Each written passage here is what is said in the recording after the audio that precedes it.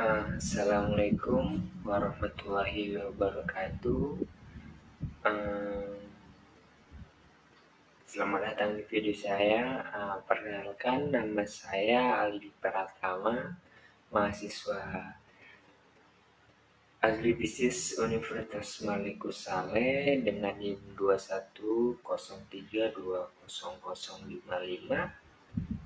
Di mana di sini saya akan membuat video mengenai organisasi bisnis, mata kuliah negosiasi dan advokasi bisnis. Mungkin langsung saja ke pemaparan materi yang akan saya sampaikan.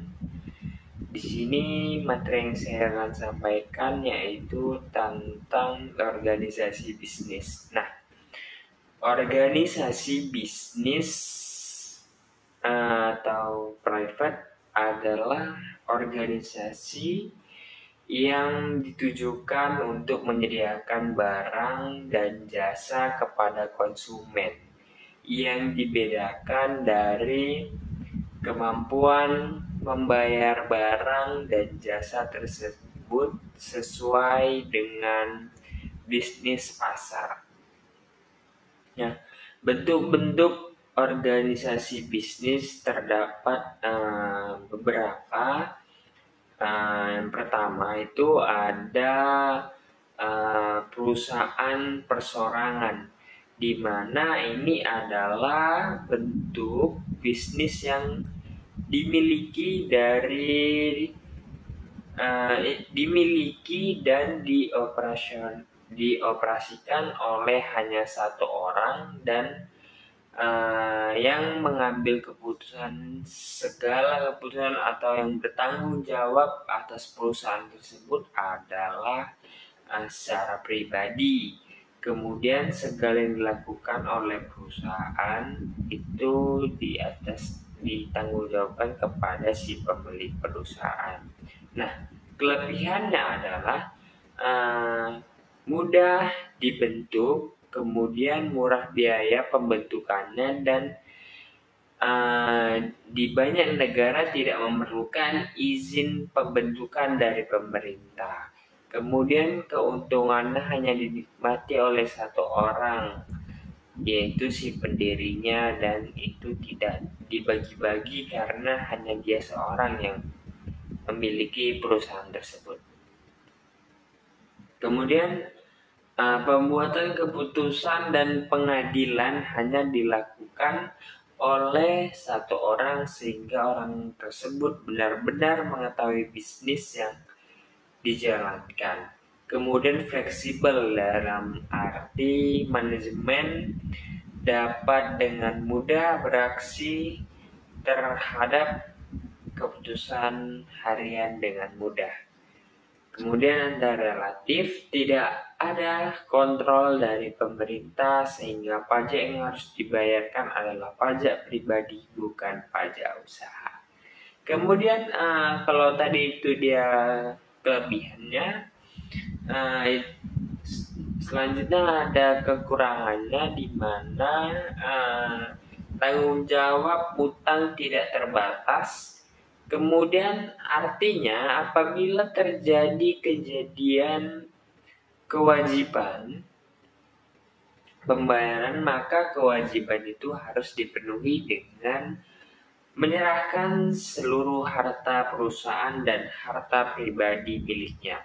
Kemudian jarang ada yang bertahan lama, di mana hal ini dapat saja disebabkan oleh meninggalnya pendiri atau pemilik dari perusahaan tersebut. Kemudian relatif sulit memperoleh pinjaman jangka panjang dengan bunga yang rendah. Kemudian relatif bergantung pada pola pikir seseorang.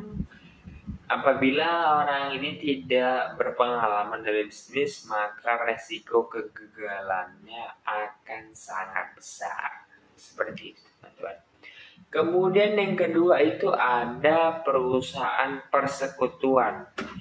Nah, perusahaan persekutuan ini merupakan bentuk organisasi bisnis di mana dua orang atau lebih bertindak sebagai pemilik dari perusahaan, sehingga tanggung jawab dan hak yang ada akan ditanggungkan oleh mereka.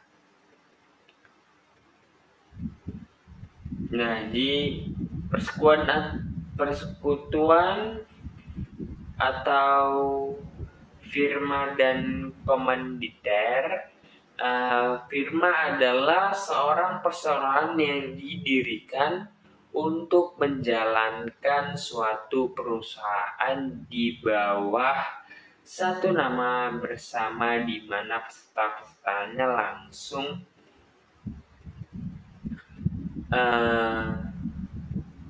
sendiri-sendiri bertanggung jawab sepenuhnya kepada pihak ketiga. Sedangkan persekutuan komanditer atau CP adalah perseroan yang didirikan untuk menjalankan suatu perusahaan yang dibentuk oleh satu orang atau lebih sebagai pihak yang bertanggung jawab, renteng atau soldier, dan satu orang atau lebih sebagai pihak lain yang mempercayakan uangnya. Kelebihannya itu model tersedia banyak, kemudian meningkatkan kepercayaan kreditor, keahlian dan keterampilan bertambah, juga ada kemungkinan untuk tumbuh dan berkembang. Selanjutnya kekurangannya itu adalah tanggung jawab tidak terbatas, umur yang terbatas, lemahnya pengendalian, kemudian pengendaliannya kurang, atas tanggung jawabnya tidak terbatas. Kemudian yang ketiga ada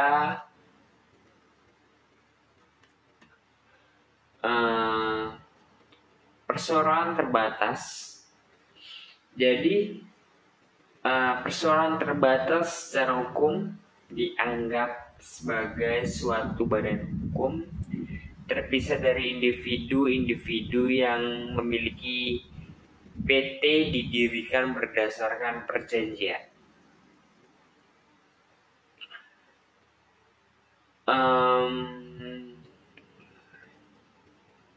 Melakukan kegiatan usaha dan model dasar yang seluruhnya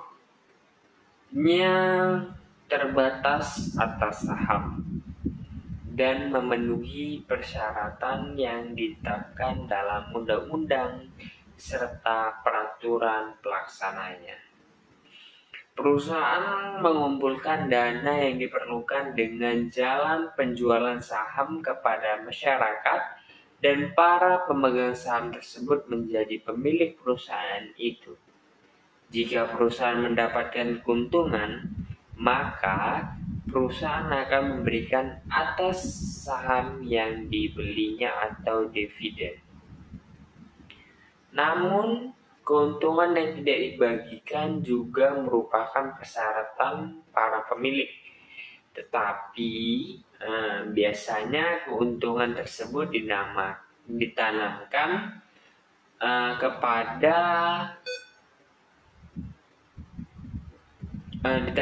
kembali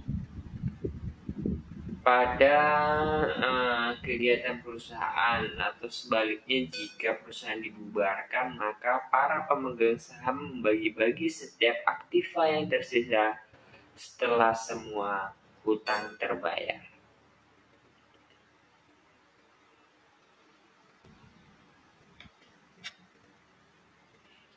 Nah, kemudian kelebihannya dari PT Perseroan ini adanya tanggung jawab atas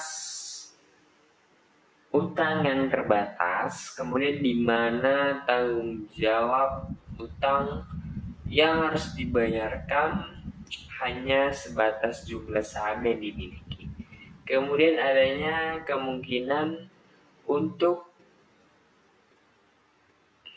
memperjualbelikan saham yang dimiliki, umumnya memiliki jangka waktu operasional yang tidak terbatas, kemudian relatif lebih mudah untuk memperoleh pinjaman dengan nilai nominal yang besar untuk jangka waktu panjang dan tingkat bunga rendah.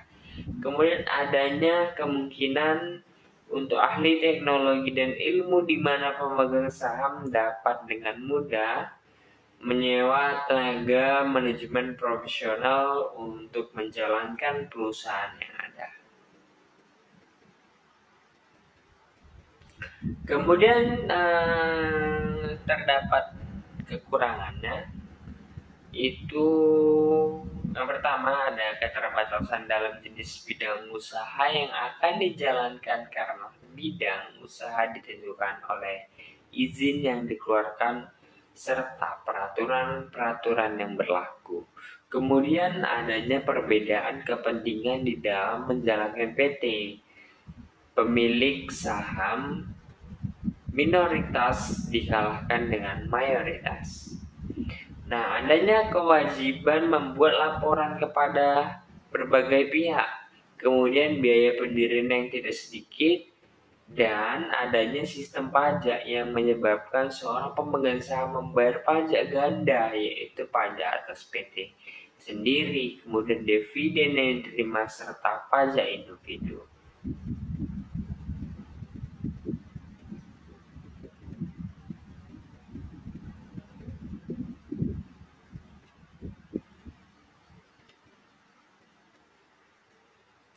Kemudian di sini terdapat bagian di mana ada shareholder, board of direction, company manager, kemudian operation and administrative division, di mana si shareholder atau pemegang saham ini merupakan kekuasaan tinggi dalam perseroan. Dalam pertemuan mereka, pemegang saham memiliki direktur untuk mengelola perusahaan, memilih akuntan publik untuk mengaudit keuangan. Kemudian dewan direktur atau board of directors merupakan perwakilan dari pemegang saham, mempunyai kekuasaan untuk memutuskan suatu keputusan manajemen seperti keputusan untuk membangun pabrik atau seterusnya. Kemudian manajer, jadi di sini chief executive officer atau CEO,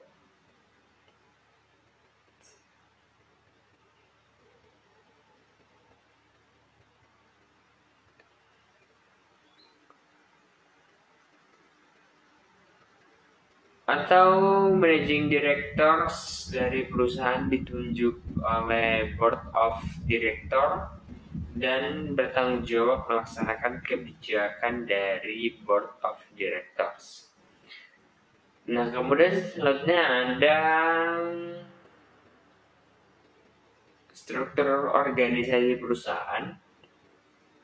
Ini adalah suatu sistem yang digunakan untuk mendefinisikan hierarki dalam sebuah organisasi dengan tujuan menetapkan cara sebuah organisasi dapat beroperasi dan membantu organisasi tersebut dalam mencapai tujuan yang telah ditetapkan di masa depan. Kemudian apa sih fungsi struktur organisasi perusahaan? Nah, si struktur organisasi ini memiliki fungsi yang penting, khususnya bagi pemimpin. Nah, di sini akan saya menyebutkan beberapa fungsi. Yang pertama ada rantai komando, chain of command, kemudian ada memberi kendali terhadap tugas atau span of control, kemudian penentuan pengembalian keputusan atau centralization. Jadi si rantai komando ini adalah struktur organisasi membantu pemimpin dalam melakukan menentukan tugas kepada karyawannya. Struktur organisasi juga memungkinkan pemimpin untuk menentukan berapa banyak karyawan yang harus dimiliki sebuah departemen atau bisnis tertentu. Kemudian yang kedua tadi ada memberi kendali terhadap tugas atau span of control. Ini pemimpin dapat memberikan arahan maupun pemerintah terkait petugasan. Pemimpin juga dapat menentukan siapa yang berhak mendapatkan promosi atau kenaikan pangkat. Selain itu,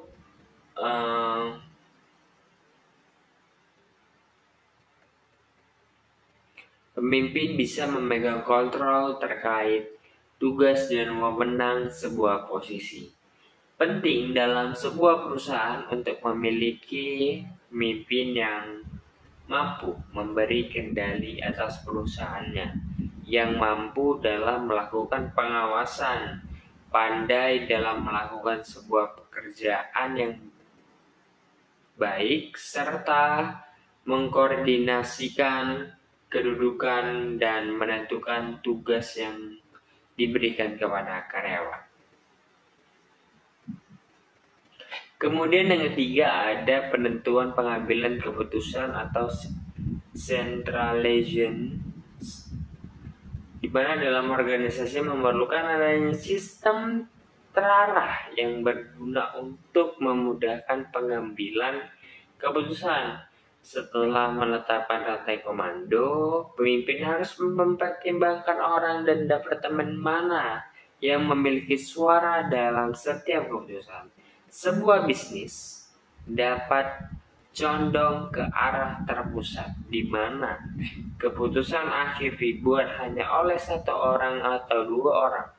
Sebaliknya ada pula yang menerapkan desentralisasi, di mana keputusan akhir dibuat dalam tim atau departemen yang bertanggung jawab untuk melaksanakan keputusan tersebut. Dengan begitu, penting bagi sebuah perusahaan untuk memiliki struktur perusahaan.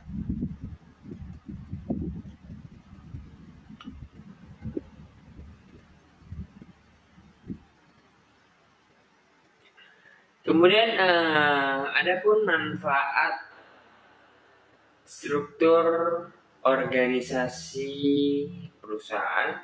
Yang pertama, memperjelas hubungan kerja antar tim atau departemen atau bagian di perusahaan, di mana struktur organisasi berisi diagram atau skema yang memperjelas hubungan kerja dari masing-masing bagian atau departemen, sehingga masing-masing bagian tidak memiliki ketugasan yang tumpang tindih, justru menciptakan kolaborasi antar tim. Kemudian yang kedua ada memberikan deskripsi terkait tugas yang peran dan peran setiap karyawan di perusahaan. Mana struktur organisasi perusahaan mempermudah pemimpin untuk memberikan tugas dan peran individu dalam tim atau perusahaan. Kemudian yang ketiga ada menegaskan penjelasan terkait tugas pokok dan fungsi masing-masing karyawan. Tak kalah penting, struktur organisasi dapat menjelaskan job description dari karyawan secara terperinci. Kemudian yang keempat ada struktur organisasi membantu perusahaan untuk menempatkan individu-individu yang berpotensi dan memiliki kompeten sesuai dengan bidang serta keahliannya. Jadi setiap individu dalam sebuah perusahaan, dalam hal ini adalah karyawan, tentu harus memiliki peran dan tanggung jawab yang harus dikerjakan.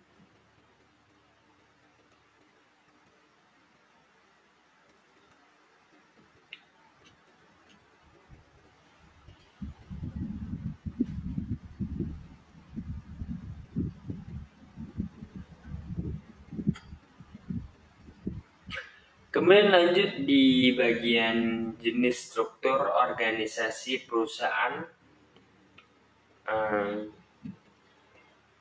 mana ada beberapa, dan sini terdapat mekanistik struktur atau struktur mekanistik. Jadi struktur mekanistik dikenal juga pula sebagai struktur birokrasi. Struktur birokrasi ini adalah jenis struktur yang dikenal memiliki rentang kendali yang sempit dengan adanya sentralisasi, spesialisasi, dan bersifat formal.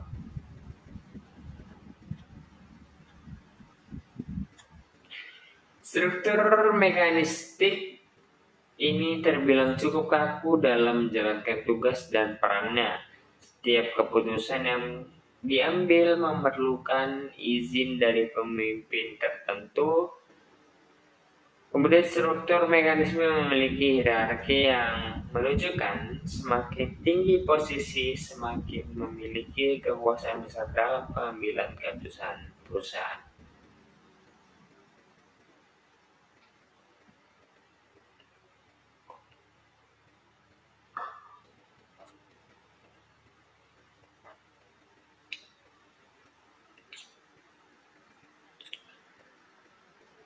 Kemudian struktur organisasi ini jauh lebih formal daripada struktur organik. Pasalnya, struktur mekanistik menggunakan standar dan praktik khusus untuk mengatur setiap keputusan yang dibuat bisnis, meskipun model ini membuat staf lebih bertanggung jawab atas pekerjaan mereka. Model ini dapat menjadi penghalang bagi kreativitas yang dibutuhkan organisasi untuk mengikuti perubahan yang cepat. Meskipun penghalang bagi keaktifan yang dibutuhkan organisasi mengikuti perubahan yang cepat. Maksud saya, meskipun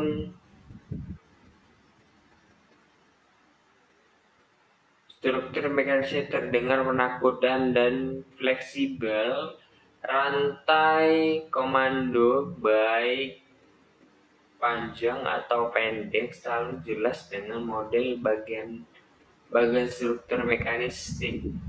Seiring pertumbuhan perusahaan, company perlu memastikan semua orang dan setiap orang mengetahui apa yang diharapkan dari mereka.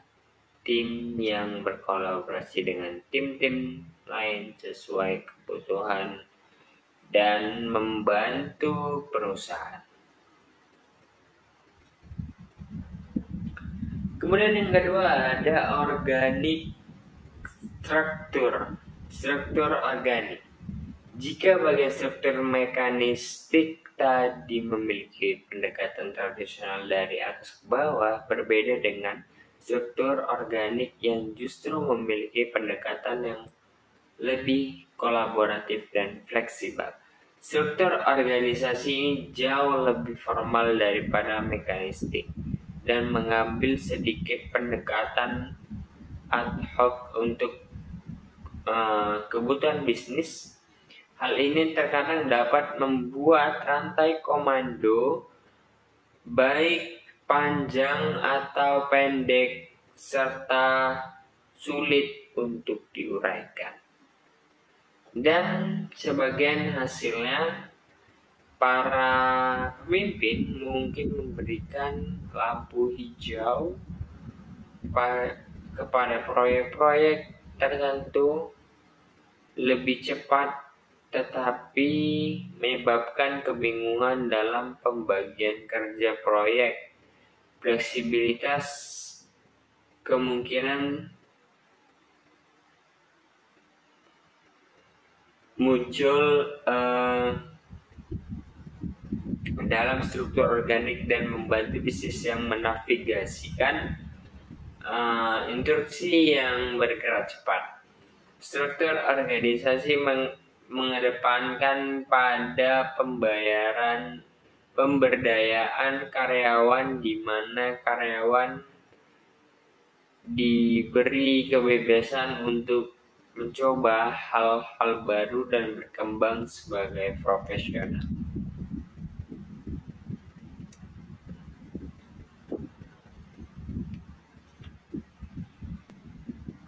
Kemudian lanjut, ada 9 tipe struktur organisasi perusahaan. Yang pertama ada functional organizational struktur atau struktur organisasi fungsional.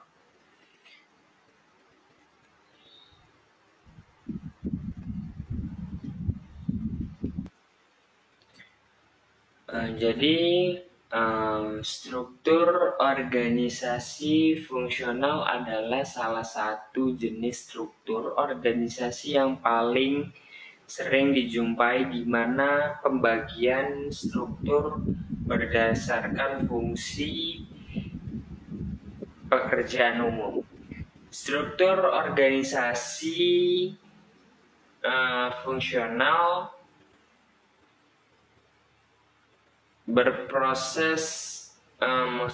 beroperasi melalui manajemen, sehingga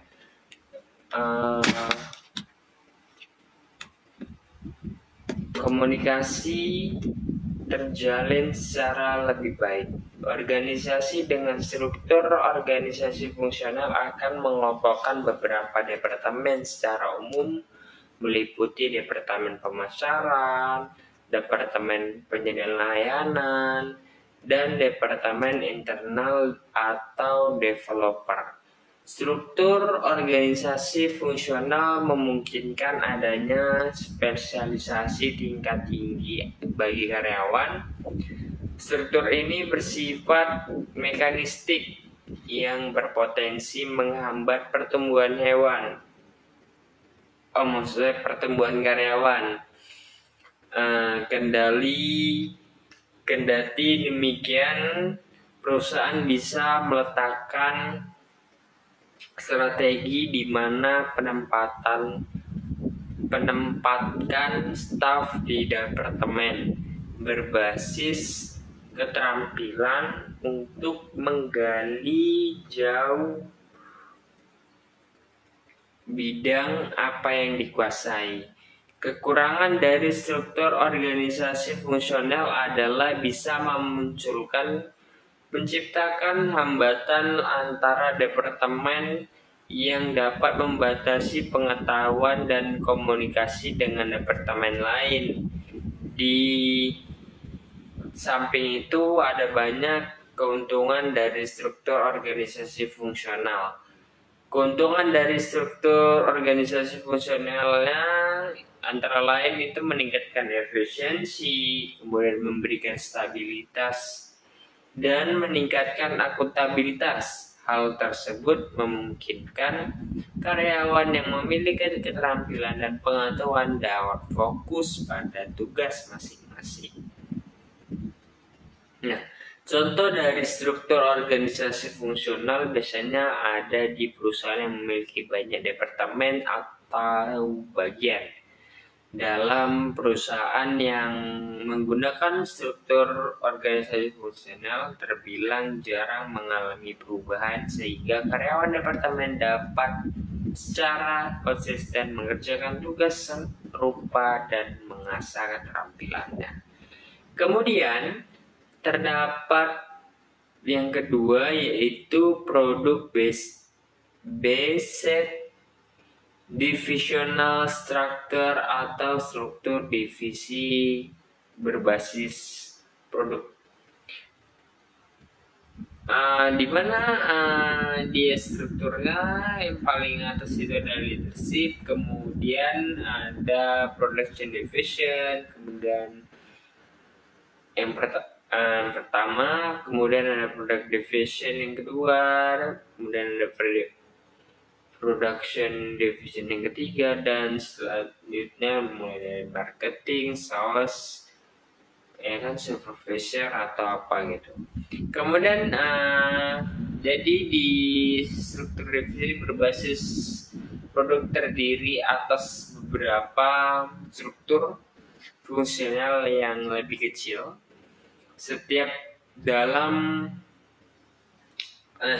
bagian dalam struktur divisi dapat memiliki tim pemasaran, tim penjualan sendiri. Dalam hal ini struktur divisi memiliki banyak produk sehingga dapat mempersingkat siklus pengembangan produk. Hal ini memungkinkan usaha kecil untuk pergi ke pasar dengan penawaran yang baru dengan cepat.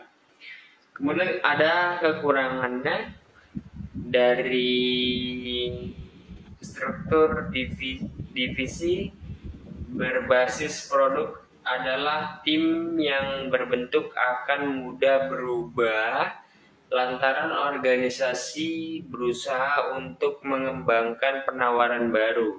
Keuntungan struktur divisi berbasis produk adalah perusahaan yang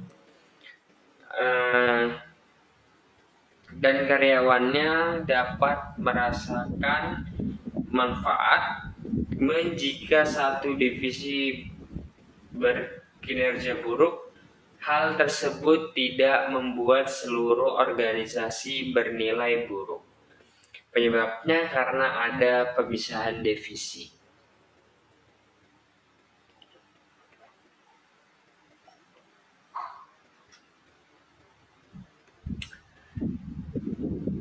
Jika produk dari divisi A dapat berkembang, belum tentu divisi lain bisa berkembang.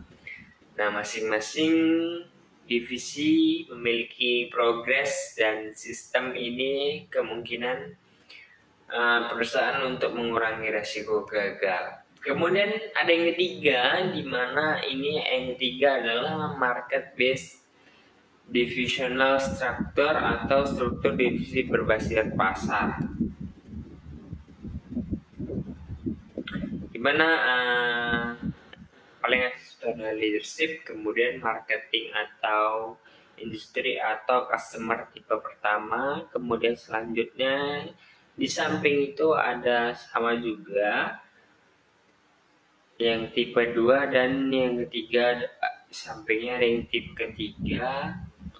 Kemudian struktur organisasi divisi berbasis pasar adalah divisi organisasi didasarkan pada perkembangan pasar, industri, atau jenis pelanggan. Struktur berbasis pada pasar sangat ideal untuk organisasi atau perusahaan yang memiliki produk atau layanan dengan target pasar tertentu. Struktur organisasi divisi berbasis pasar yang akan sangat efektif jika organisasi memiliki pengetahuan lanjutan tentang segmen tersebut. Struktur organisasi ini juga membuat bisnis selalu menyadari perubahan permintaan di antara segmen audiens yang berbeda. Kekurangan dari struktur organisasi divisi berbasis pasar dapat menyebabkan terjadinya sistem yang tidak kompatibel. Tiap divisi kurang bisa mengembangkan kreativitas dan justru saling menduplikasi. Sementara itu, kelebihan dari struktur organisasi divisi berbasis pasar dapat berfokus pada segmen pasar tertentu. Sistem ini memberikan otonomi kepada setiap divisi. Masing-masing divisi bekerja secara terpisah sehingga memungkinkan karyawan untuk bekerja secara mandiri dan fokus pada kebutuhan industri mereka. Kemudian ada yang keempat adalah geographical divisional structure atau struktur divisi berdasarkan geografis. Ini adalah tipe struktur paling cocok untuk organisasi yang memiliki banyak cabang di beberapa daerah. Struktur ini biasanya digunakan untuk perusahaan yang bergerak di bidang pengiriman. Struktur organisasi divisi geografis ini mampu menyatukan bentuk keahlian bisnis sehingga memungkinkan membuat keputusan dari sudut pandang yang lebih beragam. Kemudian kelemahan dari ini itu struktur dan dalam pengambilan keputusan yang terdesentralisasi. Kemudian keputusan divisi tiap daerah berbeda-beda dan cenderung memunculkan persaingan antar daerah. Sehingga keuntungan struktur divisi geografis adalah memungkinkan perusahaan mendapatkan keuntungan dari melayani pelanggan tertentu berdasarkan perbedaan bahasa, budaya, dan adat istiadat. Perusahaan tidak dapat selalu mengharapkan operasional yang sama untuk bekerja di lokasi yang berbeda. Tidak hanya memungkinkan organisasi untuk menyesuaikan pendekatan mereka berdasarkan geografi, tetapi juga memungkinkan divisi untuk bereaksi dengan cepat dan efisien terhadap setiap perubahan pasar geografis. Kemudian yang kelima ada proses based structure atau struktur organisasi berbasis proses. Nah, struktur organisasi berbasis proses ideal untuk meningkatkan efisiensi dan efektivitas dalam bisnis. Struktur organisasi ini sangat disarankan untuk perusahaan yang memiliki lini bisnis dengan perkembangan yang pesat. Kekurangan dari struktur organisasi berbasis proses adalah dapat menimbulkan jarak antara atau penghalang antara kelompok proses yang berbeda. Hal ini menyebabkan masalah dalam berkomunikasi dan menyerahkan pekerjaan kepada tim dan karyawan lain. Kelebihan struktur organisasi berbasis proses di antaranya struktur organisasi ini sangat adaptif. Selain itu, struktur organisasi ini bisa membuat perusahaan lebih efisien dan efektif. Contohnya, jika divisi A tidak bisa menyelesaikan sebuah proses, maka akan diambil divisi lainnya. Ada perubahan divisi yang adaptif. Kemudian yang keenam itu ada matriks struktur atau struktur organisasi berbasis matriks. Daya tarik utama dari struktur matriks ini adalah dapat memberikan fleksibilitas dan pengambilan keputusan. Struktur matriks memiliki karakteristik yakni memiliki 2 rantai komando, memiliki 1 proyek yang diawasi oleh lebih dari 1 lini bisnis, juga menciptakan peluang untuk berbagi sumber daya dan saling terbuka dalam komunikasi. Kemudian kekurangan dari struktur organisasi matriks adalah kompleksitas. Dalam pengambilan keputusan akan ada banyak lapisan persetujuan yang harus dilalui karyawan.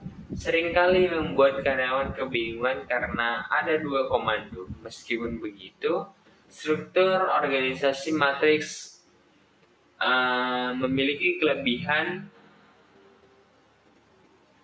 yakni mampu mendorong kolaborasi dan komunikasi. Jalur komunikasi terjalin secara terbuka dan memungkinkan karyawan untuk mengembangkan keterampilan baru dari berbagai dengan departemen yang berbeda. Kemudian yang ketiga ada sirkular atau struktur melingkar atau sirkuler. Sama seperti namanya, struktur melingkar ini memiliki bagan berbentuk lingkaran. Struktur organisasi perusahaan berbeda dengan struktur lainnya. Struktur melingkar memiliki karakteristik yakni struktur masih bergantung pada hierarki. Karyawan dengan posisi atau jabatan lebih tinggi menempati lingkaran dalam, diikuti lapisan lingkaran yang terdiri dari karyawan atau anak buahnya. Para pemimpin atau eksekutif dalam struktur organisasi sirkular tidak dilihat sebagai orang yang duduk di atas organisasi yang mengirimkan arahan ke bawah rantai komando. Sebaliknya, mereka berada di pusat organisasi menyebarkan visi mereka keluar. Jika struktur organisasi tradisional menunjukkan departemen atau divisi berbeda yang terdiri dari individu dengan peran masing-masing, struktur melingkar menggambarkan semua divisi sebagai bagian dari keseluruhan yang sama. Nah, kekurangannya struktur organisasi sirkular adalah dapat mempersulit karyawan untuk mengetahui kepada siapa mereka melapor dan bagaimana mereka dimaksudkan untuk menyesuaikan diri dengan organisasi. Sementara kelebihan dari struktur organisasi sirkular ini itu sering dianggap alternatif dari hierarki struktur organisasi tradisional yang sifatnya top down atau pekerjaan merupakan limpahan dari pimpinan diturunkan ke tim dan seterusnya. Struktur organisasi sirkular justru mengikuti arus keluar dan berkontribusi pada arus informasi yang bebas di seluruh bisnis. Manfaatnya bisa menjaga semua karyawan selaras dengan proses dan tujuan perusahaan dan mendorong karyawan untuk berkolaborasi antar departemen. Kemudian yang ke-8 terdapat flat structure atau struktur organisasi datar. Ini adalah struktur organisasi yang terdesentralisasi di mana hampir semua karyawan memiliki kekuasaan yang sama. Posisi eksekutif mungkin hanya memiliki otoritas sedikit daripada karyawan, seperti yang terlihat dalam template struktur datar. Struktur organisasi ini umum ini di perusahaan rintisan yang mengambil pendekatan modern untuk bekerja atau belum memiliki cukup karyawan untuk dibagi menjadi beberapa departemen. Kekurangan dari struktur organisasi datar diantaranya karyawan yang kurang mendapatkan pengawasan dan memungkinkan adanya kebingungan terkait prosedur pelaporan. Selain itu, karyawan yang bisa mengembangkan kemampuannya, keuntungan dari struktur datar ini karyawan memiliki lebih banyak tanggung jawab dan mandiri. Kemudian meningkatkan komunikasi dan interaksi di antara karyawan, lebih cepat menerapkan praktik yang ide baru dengan resiko usaha yang lebih kecil. Kemudian yang ke-9 itu network struktur atau struktur organisasi jaringan. Struktur jaringan sangat cocok untuk perusahaan berskala besar bahkan internasional. Pasalnya, struktur organisasi jaringan mengatur tidak hanya hubungan antara departemen di satu lokasi, tetapi hubungannya dengan antar lokasi yang berbeda dan perusahaan pihak ketiga yang memiliki tugas tertentu dialihdayakan. Struktur jaringan ini menunjukkan betapa bergunanya struktur yang terdesentralisasi, terutama untuk memahami sumber daya manusia yang memiliki perusahaan. Kelebihan dari struktur organisasi jaringan adalah mampu mendeskripsikan alur kerja bisnis besar, meningkatkan pemahaman tentang peran fungsional di antara karyawan di lokasi, karyawan di luar lokasi, pekerja lepas, dan pihak ketiga yang dialihdayakan.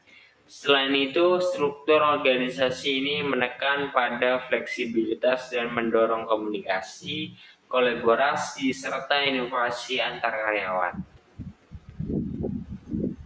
Di balik kelebihan, ada pula kekurangan dari struktur organisasi jaringan. Struktur organisasi tersebut terbilang rumit, seringkali memunculkan adanya ketidakjelasan tentang karyawan, departemen, atau kantor mana yang harus membuat keputusan akhir. Baik, mungkin sampai di situ saja penjelasan mengenai organisasi perusahaan. Saya mohon maaf apabila penjelasannya terlalu sulit dipahami atau berbelit, tapi saya harapkan adalah teman-teman bisa memahami dari apa yang saya sampaikan. Untuk itu saya mohon maaf dan saya akhiri video ini. Wassalamualaikum warahmatullahi wabarakatuh.